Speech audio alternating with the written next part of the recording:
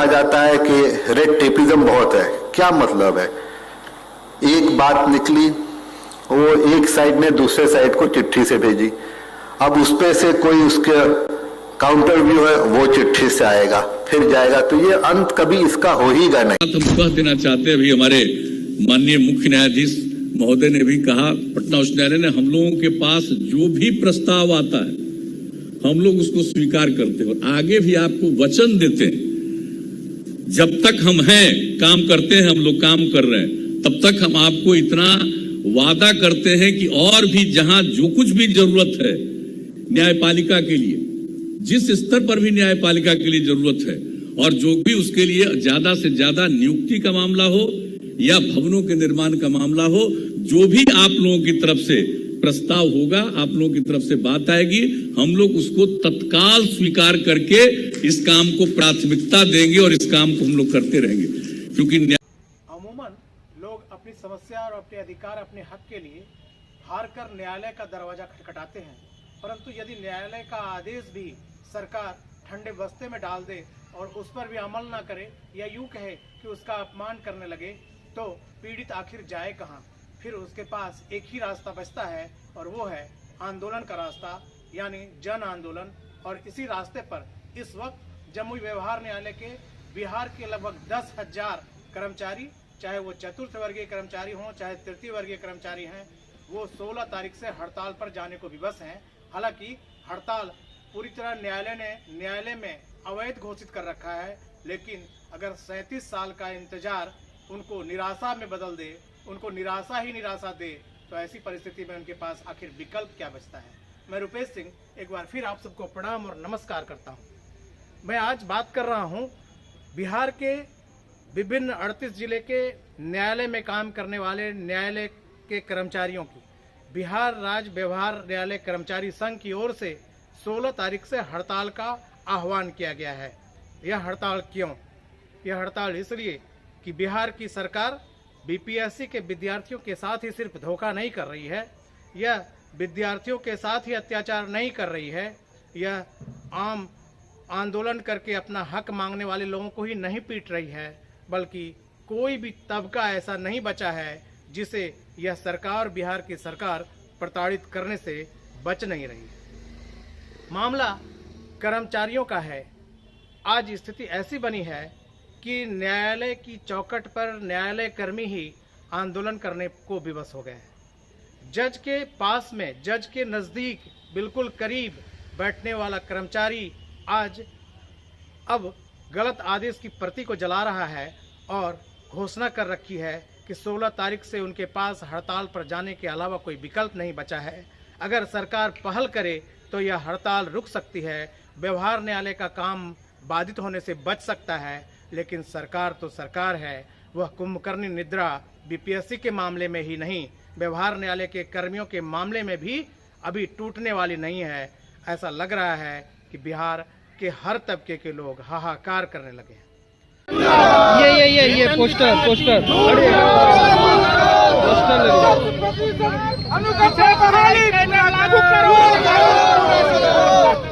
अनुकंपा बहाली पूरा करो, मेरी मांगे पूरी करो। विधि विभाग होश में आओ,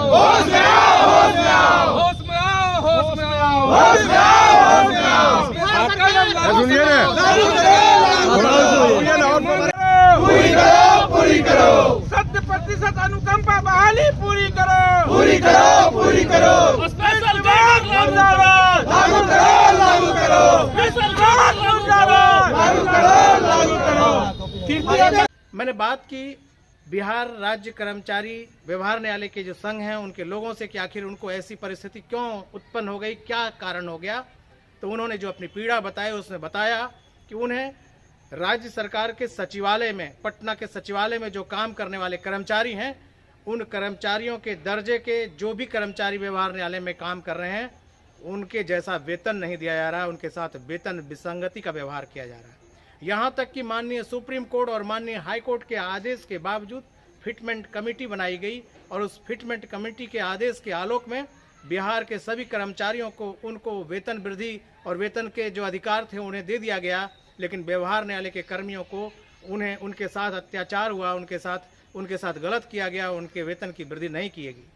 सरकार का यह भी पक्ष रहा है कि व्यवहार न्यायालय के कर्मी व्यवहार न्यायालय के यानी न्यायालय कर्मी हैं और उनके कर्मी नहीं हैं, जबकि ये जिले में काम करने वाले सभी कर्मी को सरकार की बिहार सरकार के कर्मी के रूप में मान्यता मिली हुई। ये कर्मी अपनी मांग को लेकर के बराबर जो समानता का अधिकार है उसके लिए मांग कर रहे हैं और उसी की लड़ाई उनकी है। उनकी लड़ाई वाजिब लड़ाई है। जो उनकी बात है, जो उन्होंने लिख करके आवेदन माननीय राज्यपाल मुख्यमंत्री तक भेज दिया है और काफ़ी दिन पहले भेज दिया है, ताकि कोई पहल करके उनके हड़ताल को रुकवा दे। और ये हड़ताल करने से सरकार आम आदमी को होने वाले नुकसान, न्यायालय के दरवाजे पर जो न्याय से वंचित लोग हों उनको समस्या ना आए, इसलिए कर्मचारी संघ ने व्यवहार न्यायालय कर्मचारी संघ ने यह प्रयास भी किया कि शायद यह हड़ताल किसी तरीके से रुक जाए और सरकार पहल करके कोई रास्ता निकाल ले। परंतु वही स्थिति है जो बीपीएससी के विद्यार्थियों के री एग्जाम को लेकर के है। सरकार चुपचाप बैठी है और विद्यार्थी आंदोलन करने को विवश हैं। वही हाल व्यवहार न्यायालय के कर्मियों की है, जो सरकार को, राज्यपाल को और अन्य लोगों को चिट्ठी लिख करके मजबूर हैं कि अब कल के बाद वो हड़ताल करेंगे, क्योंकि उन्होंने सांकेतिक आंदोलन करके गलत आदेश की प्रति को जलाया है, विरोध का स्वर भी दिया है और चिट्ठी भी लिख दिया है। आपको बताएं कि बिहार राज्य व्यवहार न्यायालय कर्मचारी संघ के सेमिनार में माननीय सुप्रीम कोर्ट के माननीय न्यायमूर्ति एहसानुद्दीन अमानुल्लाह साहब ने भी जो बातें कही, उन्होंने स्वीकार किया कि इन कर्मचारियों के साथ, व्यवहार न्यायालय के कर्मचारियों के साथ भेदभाव होता है और इस भेदभाव को दूर करने के लिए उन्होंने मुख्यमंत्री नीतीश कुमार के समक्ष ही उनकी उपस्थिति में ये बातें कही थी। लेकिन तब भी मुख्यमंत्री ने गोल मोल इन बातों को घुमाया और कहा जाता है कि पत्राचार के हालत में इस पूरे मामले को उलझा दिया गया और 94 से कहा तो जा रहा है, 94 से नहीं 37 साल से उनकी मांग वैसे लंबित पड़ी है और सरकार न्यायालय के आदेश और उनके पत्र के जवाब में पत्र और पत्र के जवाब में पत्र, यानी तारीख दर तारीख जो होती है, वो तारीख दर तारीख ना कह के पत्र दर पत्र करके इन कर्मचारियों को रिटायर करा रही है, उनको लाचार कर रही है, उनको हक से वंचित कर रही है। कर्मचारियों की मांग कितनी सीधी और सही है कि उनकी मांग है कि जो सचिवालय कर्मी को उनके समान जो कर्मचारी हैं और सचिवालय के कर्मी को जो वेतन मिलता है वैसा ही वेतन उनको मिलना चाहिए। उनको जो तृतीय वर्ग के कर्मचारी हैं, चतुर्थ वर्ग के कर्मचारी हैं, उनके जैसा प्रमोशन मिलना चाहिए। हमारे यहाँ क्यों कहा जाता है कि रेड टेपिज्म बहुत है, क्या मतलब है? एक बात हम कह देना चाहते हैं, अभी हमारे माननीय मुख्य न्यायाधीश महोदय ने भी कहा, पटना उच्च न्यायालय ने, हम लोगों के पास जो भी प्रस्ताव आता है हम लोग उसको स्वीकार करते हैं और आगे भी आपको वचन देते हैं, जब तक हम हैं काम करते हैं, हम लोग काम कर रहे हैं, तब तक हम आपको इतना वादा करते हैं कि और भी जहां जो कुछ भी जरूरत है न्यायपालिका के लिए, जिस स्तर पर भी न्यायपालिका के लिए जरूरत है और जो भी उसके लिए ज्यादा से ज्यादा नियुक्ति का मामला हो या भवनों के निर्माण का मामला हो, जो भी आप लोगों की तरफ से प्रस्ताव होगा, आप लोगों की तरफ से बात आएगी, हम लोग उसको तत्काल स्वीकार करके इस काम को प्राथमिकता देंगे और इस काम को हम लोग करते रहेंगे, क्योंकि न्यायपालिका सबसे जरूरी चीज है।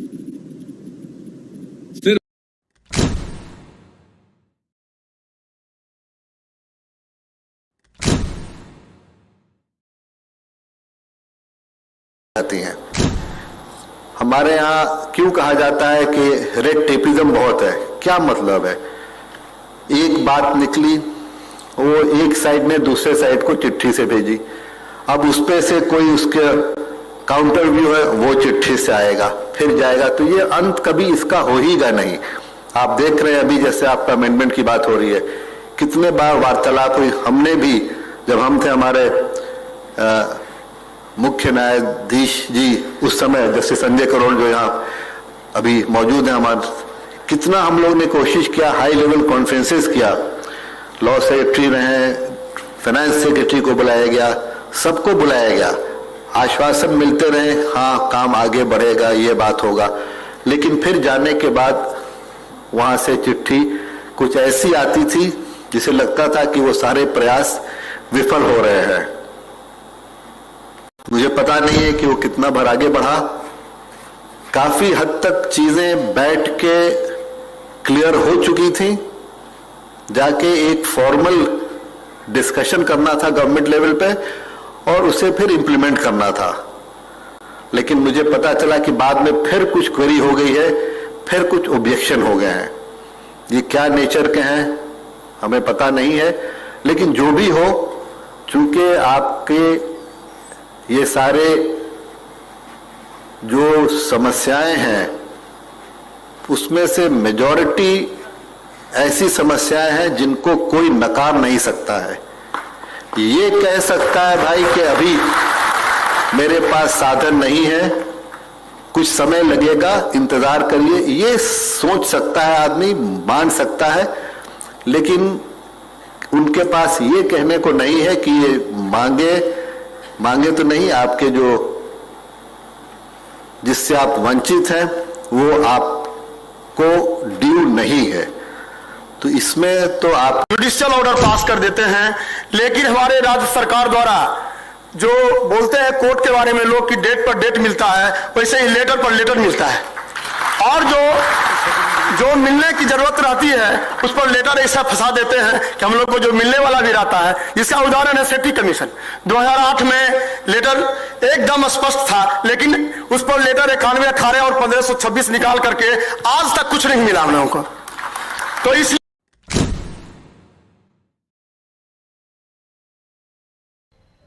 अगर व्यवहार न्यायालय के कर्मचारी की मौत होती है तो व्यवहार न्यायालय में अनुकंपा पर नौकरी के मामले में भी 5% की सीमा निर्धारित कर दी गई है।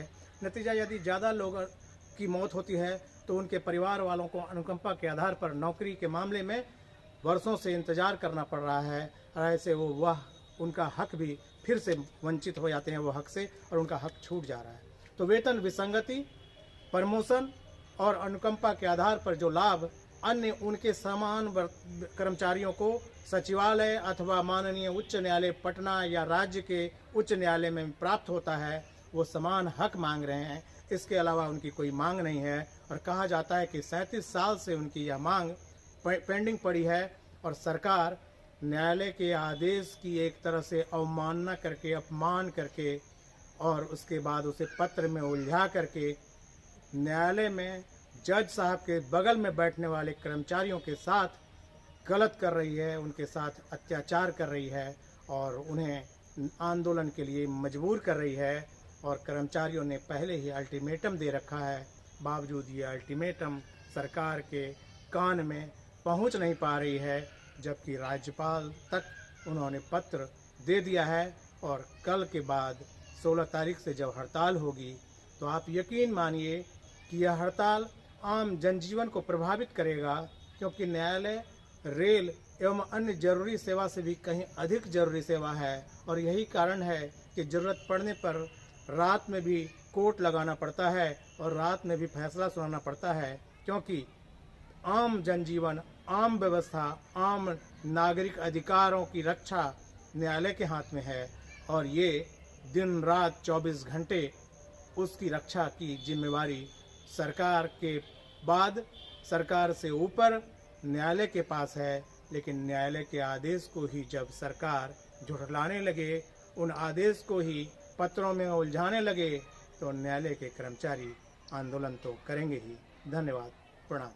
मामला को खारिज करते हुए स्पेशल कैडर में जो हमारी मांगे हैं, 4 सूत्री मांगे हैं, उसको उन्होंने खारिज कर दिया है। उसी के विरोध में हम लोग जो है आज प्रदर्शन कर रहे हैं और उसी आदेश की प्रति को जला रहे हैं। साथ ही साथ हमारी 4 सूत्री जो मांगे हैं कि वेतन विसंगति को दूर किया जाए, स्पेशल कैडर लागू किया जाए, 100% अनुकंपा पर बहाली पूर्ण किया जाए, और पदोन्नति किया जाए क्लास 3 और क्लास 4 का सही समय पर। यही हम लोग का 4 मांग है। विधि विभाग इसे कई वर्षों से लटका रही है। अंत में हम लोगों ने फैसला लिया, हमारे बिहार राज्य कर्मचारी संघ जो है, व्यवहार न्यायालय कर्मचारी संघ ने यह फैसला किया है कि 16 जनवरी 2025 से हम लोग सामूहिक अवकाश या हड़ताल अनिश्चितकालीन हम लोग जाएंगे, जब तक हम लोग का मांग पूरी नहीं कर दिया जाता है। व्यवहार न्यायालय जमुई संघ, हम लोग बिहार व्यवहार न्यायालय संघ के साथ में हैं, और उन्हीं के आह्वान पर हम लोग आज 16 तारीख से धरना पर जाएंगे और सामूहिक अवकाश पर जाएंगे। अपना परिचय बता दीजिए। मेरा परिचय हुआ कुंदन कुमार सिन्हा, जमुई सिविल कोर्ट।